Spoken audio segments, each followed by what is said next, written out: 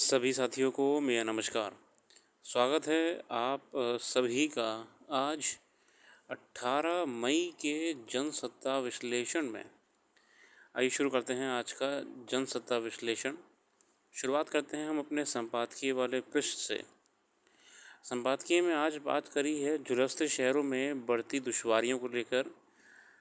साथ ही वर्तमान में जो हमें गर्मी से जूझना पड़ रहा है उसको लेके लेखक ने हमारा ध्यान केंद्रित किया है। अभिषेक कुमार सिंह लेखक का नाम है।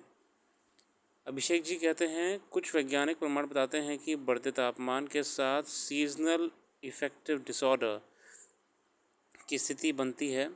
इससे लोगों के दिमाग में पाए जाने वाले न्यूरोट्रांसमीटर में तेज़ी से बदलाव आते हैं। ये परिवर्तन लोगों को आत्महत्या जैसे आत्मघाती कदम उठाने को प्रेरित करते हैं। गर्मी में लू और उमस जानलेवा तो होती ही है। इसका सबसे बड़ा शिकार शहरी क्षेत्र देखे जाते हैं, जहाँ पे सुविधाओं और अवसर को पाने के लिए लोग पलायन करते हैं, लेकिन वहाँ की जीवन शैली में आई मुसीबतों के कारण अपने स्वास्थ्य को कहीं ना कहीं नुकसान पहुँचा देते हैं। शहरों में सबसे ज़्यादा प्रभाव देखा जाता है इस लू लहर का, क्योंकि देखिए शहरों में शहरीकरण होने के बाद से कंक्रीट जैसे इमारतें बनी हुई हैं, सड़कें बनी हुई हैं, तो गर्मी ट्रैप सी हो जाती है कि गर्मी तो बराबर पड़ती है, चाहे वो आपके शहर हों या वो आपके ग्रामीण क्षेत्र हों। गर्मी तो कोई ऐसे देख के नहीं पड़ रही है ना। शहरों में क्या हो रहा है कि सूरज जो है ना, जितनी भी गर्मी हो रही है, पहली बात तो पेड़ों को कटान कर दिया गया है, बहुत ही कम रह गए हैं, तो ये एक एयर पॉकेट सी बन जाती है जिसमें गर्मी ट्रैप रहती है। इसलिए लू और गर्मी का और ज़्यादा एहसास होता है। वहीं पे कंपैरेटिवली अगर ग्रामीण क्षेत्रों में देखें तो हरियाली होने के साथ साथ खुले मैदान ज़्यादा होते हैं, तो वहाँ पे ट्रैप होने का रास्ता नहीं होता है कोई। तो गर्मी वहाँ भी होती है, ऐसा नहीं करूँ गर्मी वहाँ नहीं होती है, मगर उसका एहसास इतना नहीं होता है। दूसरी बात है शहर में गाड़ी भी चलती हैं, धुआं होता है, एसी चलते हैं, गैसें निकलती हैं। इसके कारण शहर एक ट्रैप जैसी स्थिति बना देते हैं। और साथियों इस ट्रैप को, मैं जिस हिसाब से ट्रैप की बात कर रहा हूँ, एक सड़कें पूरा कंक्रीट के जंगल बना दिया है।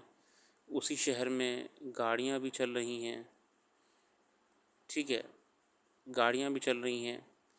उसी उसी शहर में आसपास के क्षेत्रों में फैक्ट्रियाँ भी हैं, धुआं भी हो रहा है। साथियों इसके लिए एक टर्म है, उसे कहते हैं अर्बन हीट आइलैंड। ये बेसिकली भूगोल में पढ़ाया जाता है, ज्योग्राफी में आप सभी को अर्बन हीट आइलैंड कहते हैं।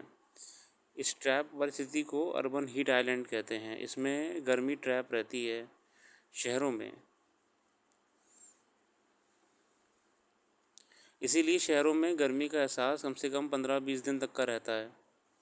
सेंटर फॉर साइंस एंड मतलब 15-20 दिन तक, तो मतलब मैं कह रहा हूँ एक वही टेम्परेचर मेंटेन रहता है गर्मी का ही, बाकी तो गर्मी तो महीनों महीनों रहती है। Centre for science and environment ने अपनी पत्रिका डाउन टू अर्थ में एक विस्तृत रिपोर्ट में समस्या का खुलासा किया है। इसमें सवाल उठाया गया है कि कंक्रीट के जंगलों में बदलते हरियाली विहीन शहरों में आखिर इंसान कितनी अधिक गर्मी बदलने हरियाली विहीन शहरों में आखिर इंसान कितनी अधिक गर्मी झेल सकता है। साथियों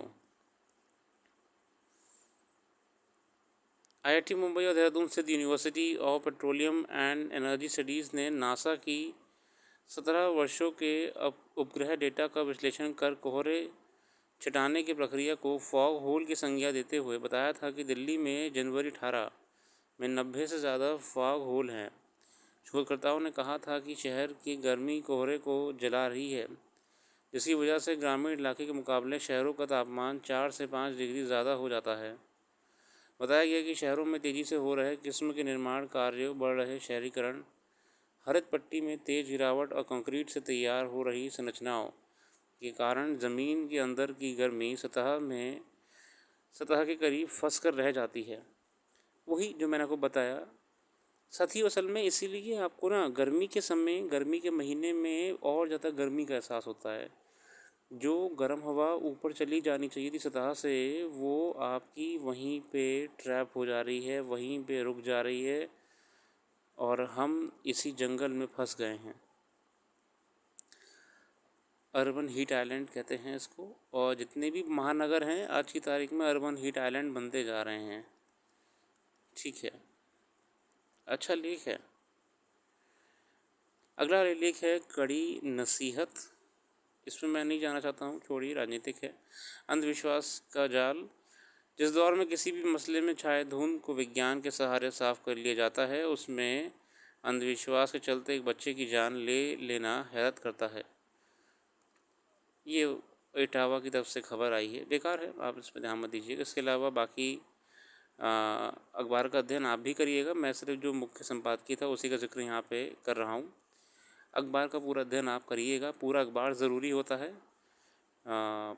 हमारा प्रयास सिर्फ ये रहता है कि आपको मेन चीज़ का हम बता दें, ताकि आपको भी एक आइडिया मिल जाए कि अखबार में क्या आया था।